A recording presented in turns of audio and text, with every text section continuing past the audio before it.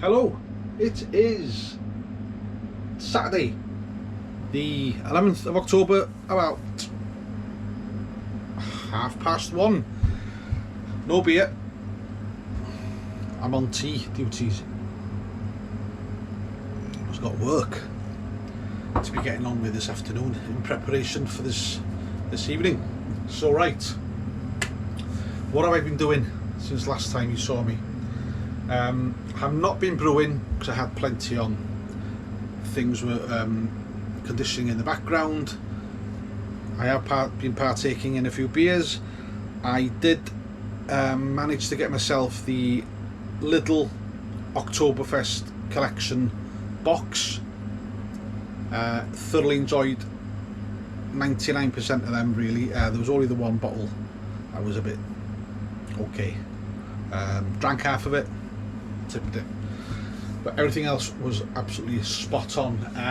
2 kegs at the bar have more or less kicked, and I don't know about you guys, but sometimes I do get bored of that beer after a while.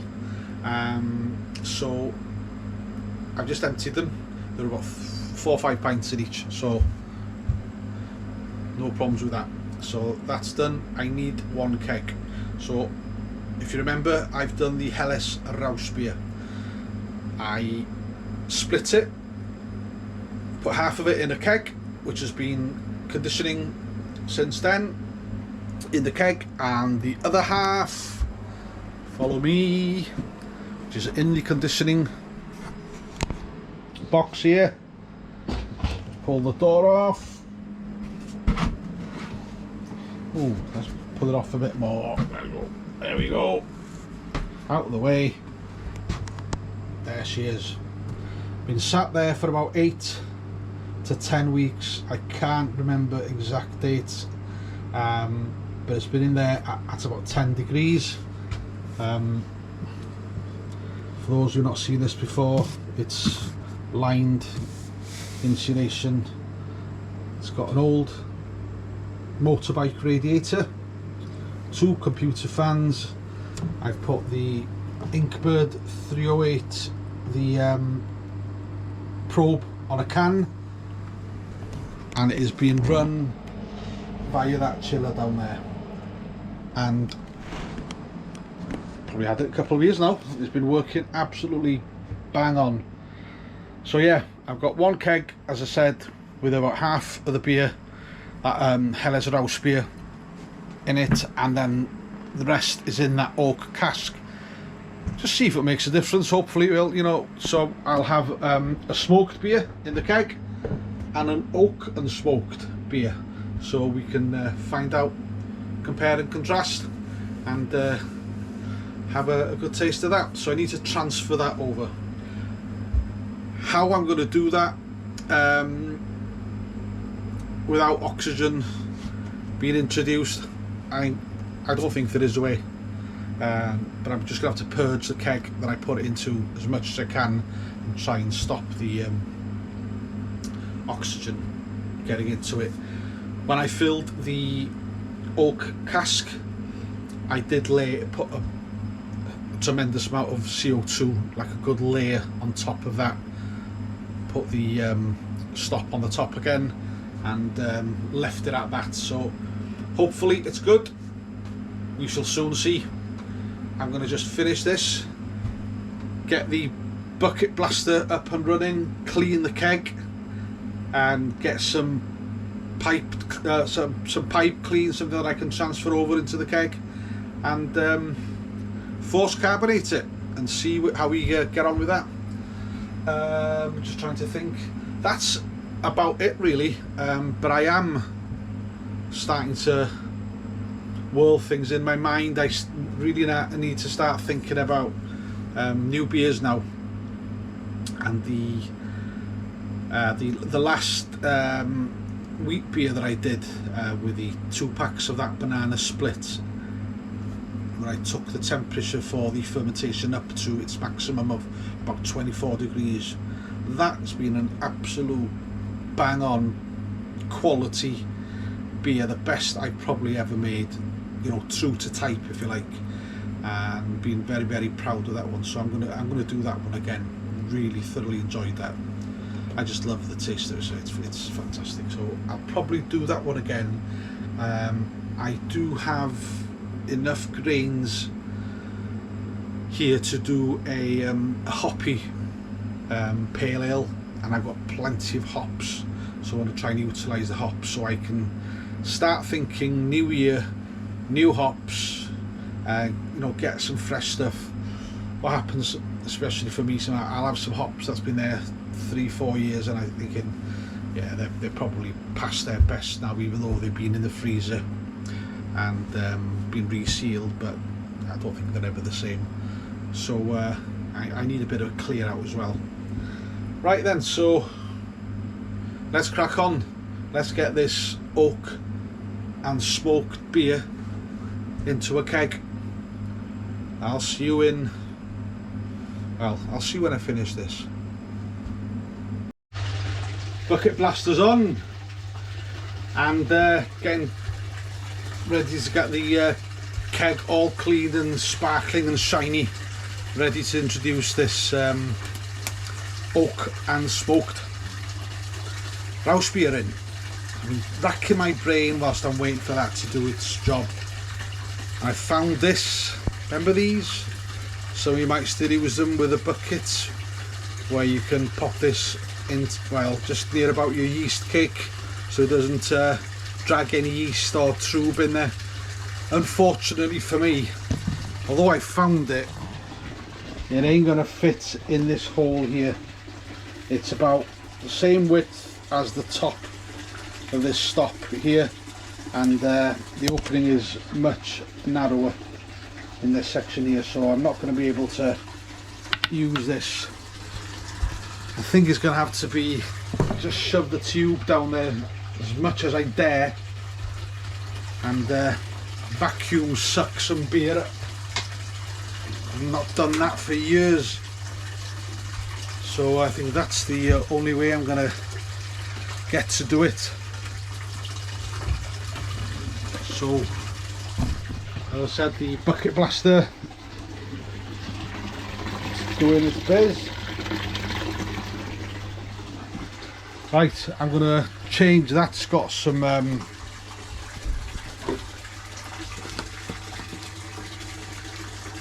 Enzy brew in at the moment, that I'll pop some Chemsan in. I've got the hose in there as well, cleaning out, so yeah.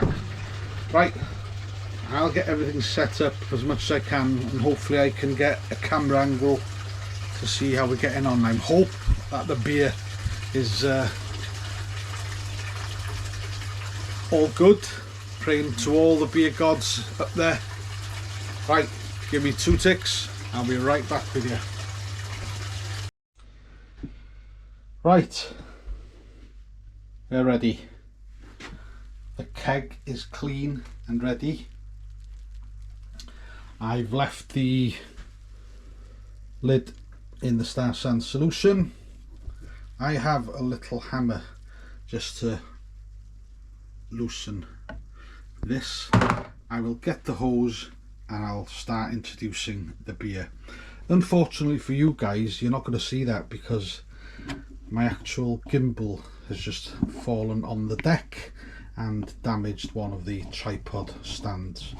So unfortunately you're not going to see me do that, but what I'm going to do is I'm just going to crack that open with a hammer, just a few taps, introduce the hose down into the keg, put a bit of a cover to stop as much oxygen as I can. What I will do, I will put some CO2 in here now, just before I start.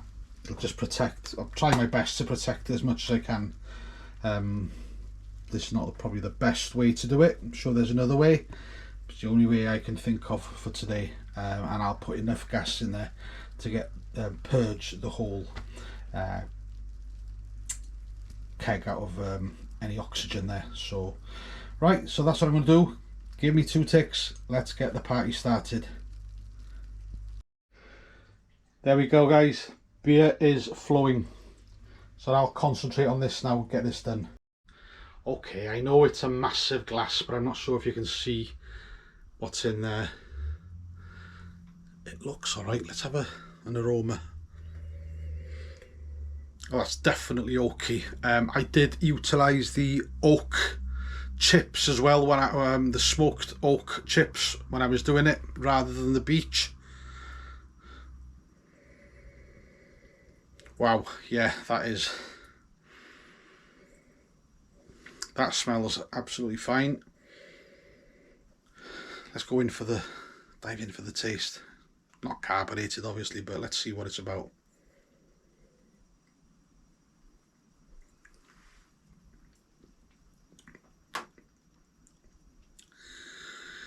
Well, it's not vinegary, so that's brilliant. That is really, really malty, smoky, and it keeps on giving. Wow.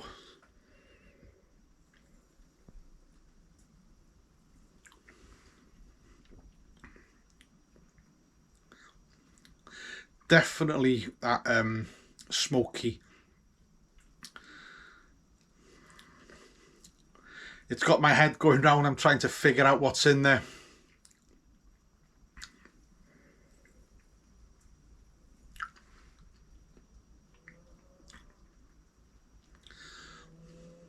Loads of oak. Hits you with oak, bit of maltiness, and then as it goes down, there's a bit of a zing of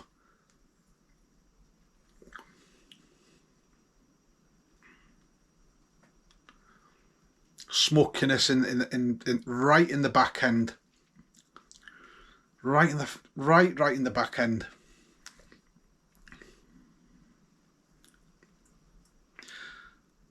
About 5-10 seconds after, the mouth feel is, you can still taste that smokiness, and it's not overpowering, it's not pungent, it's not acrid. Really having to think hard on this one. I've never drunk anything like it, but I really do think I will enjoy this. It'll be great to see how this stacks up against the original. Just straight to the keg Rauchbier. It is a Helles style, so it is quite light. I don't know if you can just see that it's not the best amount in there, guys.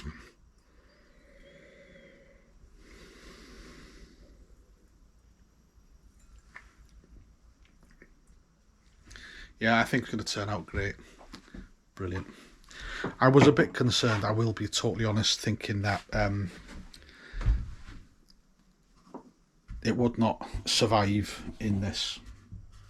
I did give it a good clean out since the last time. I'm going to give this another good clean out now. I have forced carbonate. I reckon I got about 40 in there now, 40 psi. Give it another shake in a bit. Put some more in, shake some more in. We'll see how it is in a couple of hours, and if I can get anything out of it worth drinking, I will do. We'll contrast and compare both beers, and I'll try to upload this as soon as I can. For now, guys, I've got a bit of cleaning to do.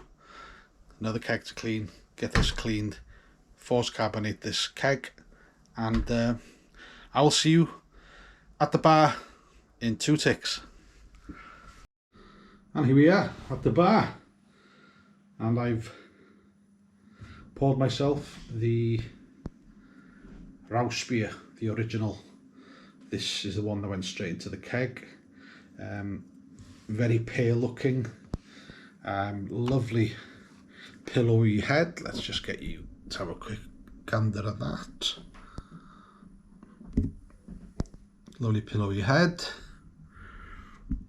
Right,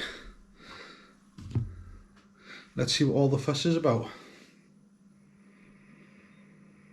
Clean.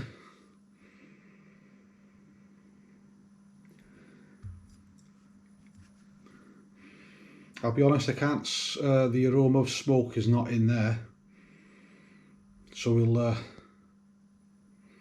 dive in, shall we, and see what the taste's like. This is chilled, by the way.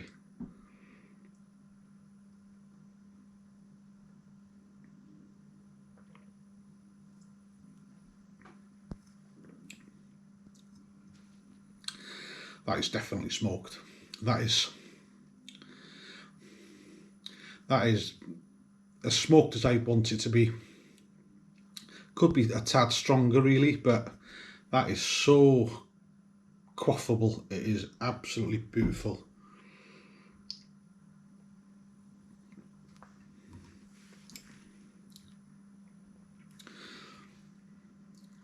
Some bitterness throughout. It's very well balanced. I can taste the malts in there actually as well. Aromatically, let's have another. It's quite a clean aroma. I did put the Lallemand Diamond yeast in this, didn't I? A couple of packs in that, and that's supposed to come out clean actually.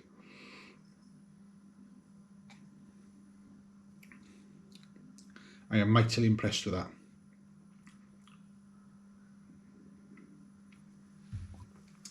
Shall we see what the scores on the doors were?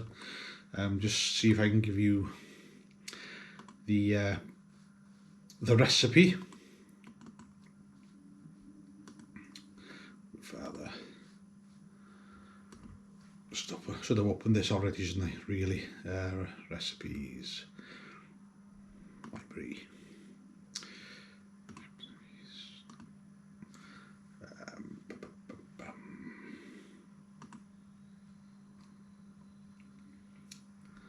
Let me just get this, let me just pause you for 2 seconds so I can get. Here we go guys, here we go. So, 23 litre batch as I say, 3.81 kilograms or 77.9% of Pilsner Weyermann, 3.3 BCs, 1 kilo smoked malt by Weyermann or Weyermann, 3.9 EBCs, and 80 grams of Carahel Weyermann, 25.5 EBCs.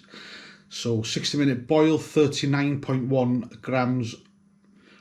So what else have we got? 70. That was a spalter. Sorry, 4.3 on the alpha acids.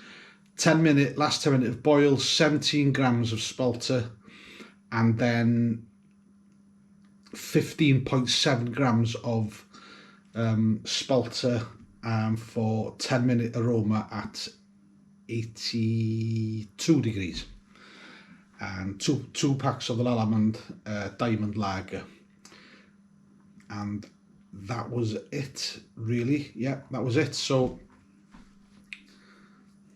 as you can see, it's gone down halfway already, and I'm going to have another slurp of that one.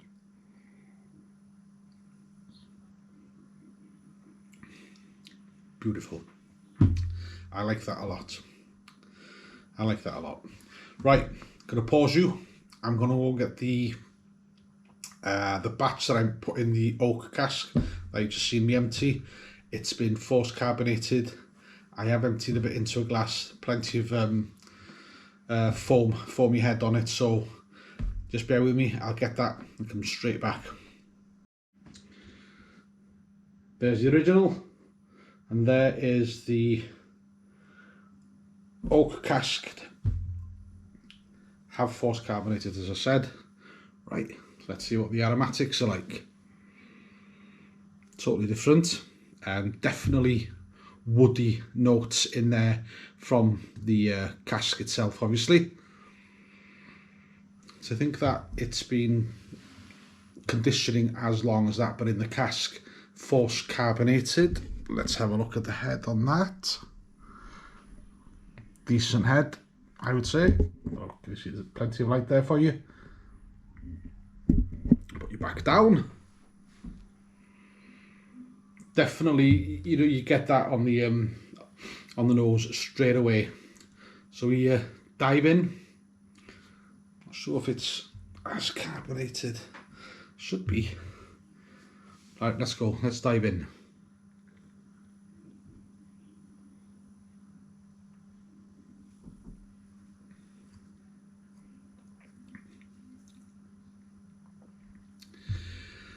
It's not as carbonated, obviously.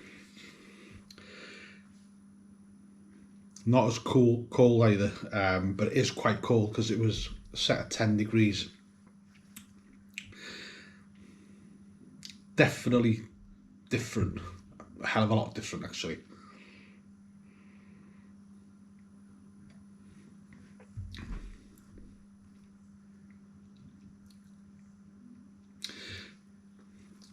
I don't know what I'm tasting here actually, guys. There's it's just that woody taste. Not getting much of the smoke in this. Definitely just the cask itself. Don't get me wrong, it is nice, but it's not performing like it should. It's a Rauchbier, should be smoky, and it's not performing.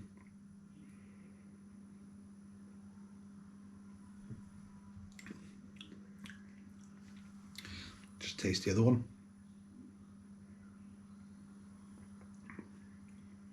I'm definitely getting the smokiness in that.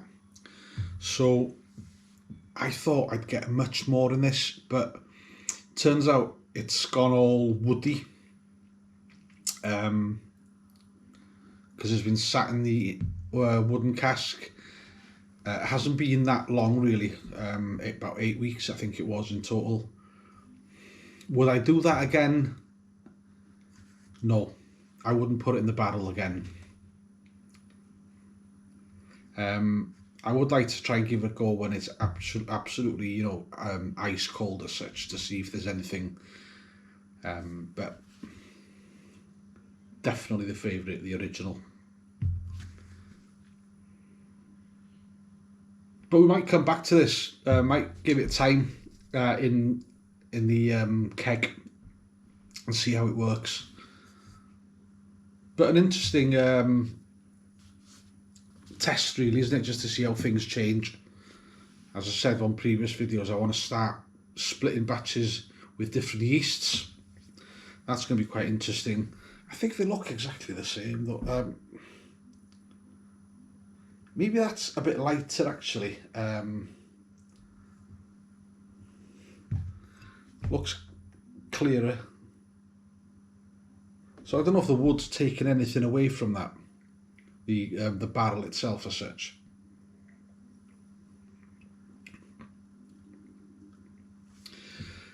It's okay. It's okay. I might leave it to mature a bit. But this is a banger.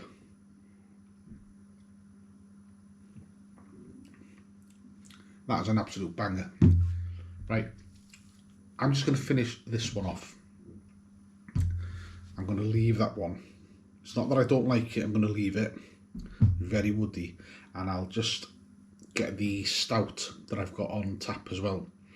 That was the last one, the oatmeal stout. So I'll get that when that's matured a bit. We'll have a look at that. So give me 2 seconds. Well, a bit longer than that.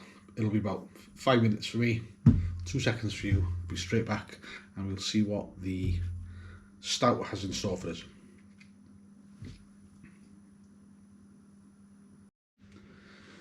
Welcome back. That was nice. How dark is that one? That's what we're talking about, autumnal beers. There's my oatmeal stout. Chocolate in abundance. Oaty. Very malty, as you would expect. But as these nights are drawing in, this is the kind of beer I love. Should we dive in? Yeah, let's go.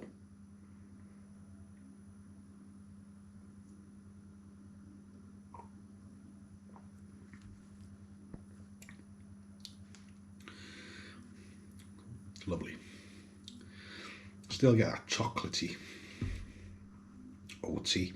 I think next time, not a mistake, but I think what I like doing, I put all the grains together, all the malts I should say, in the boil.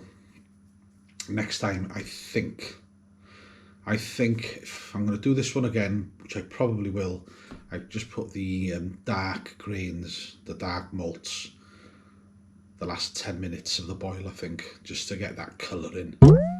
It's not acrid, it's not biting, it's not harsh, but I think it'd be much more mellow and smoother if we did that. I think I read somewhere that somebody just puts the dark malts as their sparging, but I've only got usually about 10 to 11 litres of sparge water. I'm not sure if that would draw out the colour that you require for I think the colour on that is magnificent. It's superb. I hold it up to the light, I can't see through it. Probably put a torch on it, it'll be a hue of red. Should we try a bit of a torch on? We get the, see what I can get on that. I don't know if you can see, yeah, I think you can just see some reddish hues, dark brown, coming through there. But that is as dark as you like. So maybe I'd try that next time, just put the dark grains at the end of the mash, last 10 minutes or so. But yeah, great drink.